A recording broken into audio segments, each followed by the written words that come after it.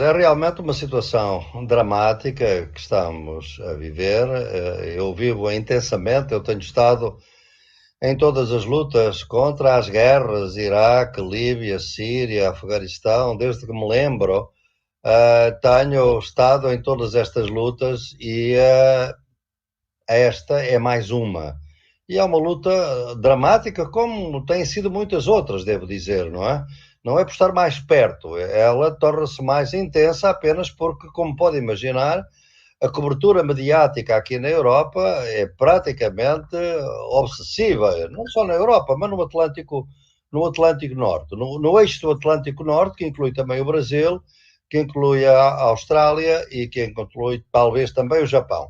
Mas fora disso, não é assim tão dramática nas notícias, mas aqui é realmente aflitivo. E, portanto, é um momento de reflexão e eu tenho vindo a refletir bastante sobre esta questão, porque realmente não se pode explicar assim, olhando para o que se passa, de repente, como se fosse uma coisa que começou ontem, ou começou no dia 24 ou no dia 25. Não.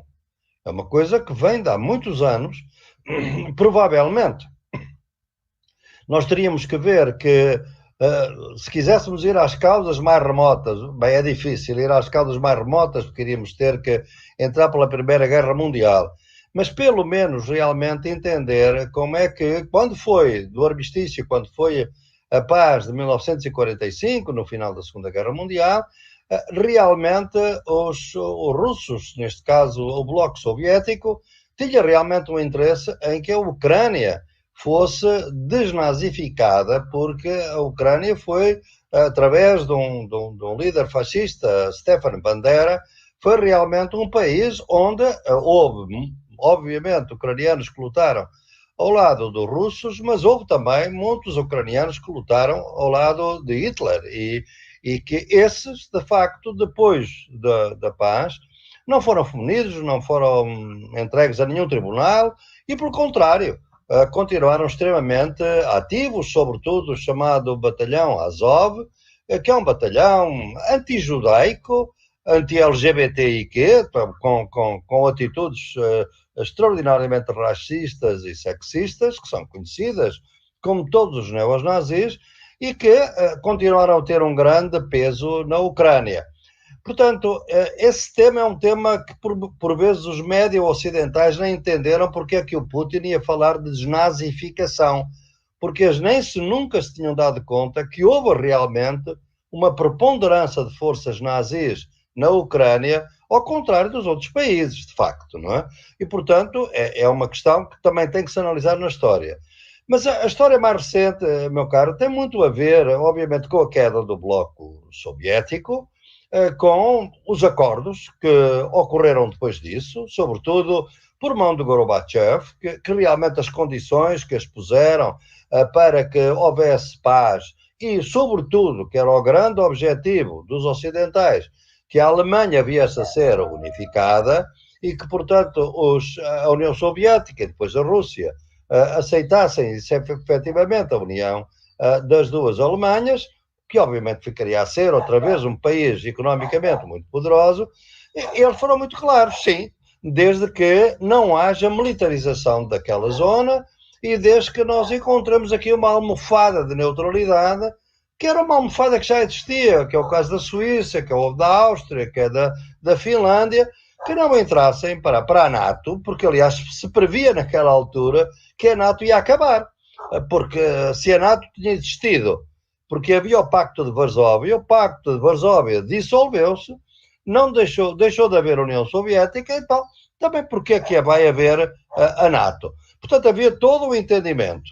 E esse entendimento foi consistentemente ignorado pelos Estados Unidos. Quer dizer, nós temos que ver que os Estados Unidos têm tido uma política criminosa, não só noutras partes do continente, na América Latina, na África, mas aqui na Europa, que foi continuar a alimentar toda a lógica da Guerra Fria e, portanto, ao mesmo tempo que negociavam e que conversavam e que punham as empresas deles na Rússia, iam alimentando a expansão da NATO contra o que se tinha acordado em 1990. Eu até ponho o link no meu artigo para os acordos que foram estabelecidos entre o James Baker e o Gorbachev, estão escritos, foram decididos. E veja que foi o ponto, os americanos chegaram à desfaçatez de dizer, bem, é que isto foi negociado com a União Soviética. Como a União Soviética foi dissolvida e agora só há a Rússia, já não há acordo. Quer dizer, isto é de uma má-fé absolutamente extraordinária. É de uma má-fé total, não é? De modo que tudo isto levou a que realmente eles continuassem a expandir-se. E os russos, sobretudo nos últimos 15 anos, têm sido muito insistentes. Vamos encontrar paz na Europa através de um acordo, porque a segurança é indivisível. É o que está na Carta das Nações Unidas. Isto é, a segurança é de todos, não é de um contra os outros. Portanto, vamos assegurar isso. E realmente o que eles pediram sempre foi que não houvesse, que se cumprisse o que se tinha cumprido, que se tinha prometido em 1990, que não se expandisse a NATO. Aceitaram, acabaram por ter que aceitar a expansão para a Letónia, para a Lituânia, para a Estónia, depois também para a Polónia e para a Hungria, mas agora para a Roménia, então parem aí. E foi então que começou a surgir toda esta polarização e os Estados Unidos continuaram a alimentar toda esta deriva. E para desarmar os interesses russos, o que é que fizeram? Provocaram um golpe em 2014, quer dizer, o golpe de Maidan, que pôs este grupo no poder, onde está o Zelensky agora, foi posto no poder pelo mesmo sistema muito semelhante ao que nós tivemos com o Lugo no Paraguai, com a Dilma Rousseff no Brasil, ou com o Manuel Zelaya nas Honduras, é a mesma coisa. Foi exatamente usar, porque veja, o Viktor Yanukovsky vai ser deposto, de facto, por causa de muita agitação popular, poucos dias depois de ter declarado que a Ucrânia não devia entrar na União Europeia para poder continuar a manter as relações preferenciais com a Rússia. Porque o acordo da União Europeia, os russos nem sequer se importavam com o acordo com a União Europeia, comercial, desde que as relações preferenciais que têm com a Rússia, porque há uma parte russa da Ucrânia, que sempre foi russa, etnicamente, não faz sentido eu estar a lutar pelos mapuches. Ainda hoje de manhã estava a dar uma entrevista para a Rádio do Chile sobre os mapuches. Bem, eu não sou capaz de ver que em Donetsk e em Lugansk, para lá do rio de Dnieper, são etnicamente russos, sempre foram etnicamente russos, e nem sequer, depois de Minsk, pediram a independência, pediram autonomia. Ou seja, aquilo que a gente tem vindo a considerar na América Latina, que chamamos o Estado plurinacional. O Estado plurinacional do Equador, da Bolívia, agora do Chile, etc. São coisas deste tipo, não é? Ora bem, as Nações Unidas não se importaram com a violência. O pessoal de Donetsk, que nós não vemos, eu agora também não vejo, a não ser indo à net, para ver a Russia TV, a TV da Rússia, porque eu, para me documentar no corrente, tenho que seguir pelo menos 3 canais.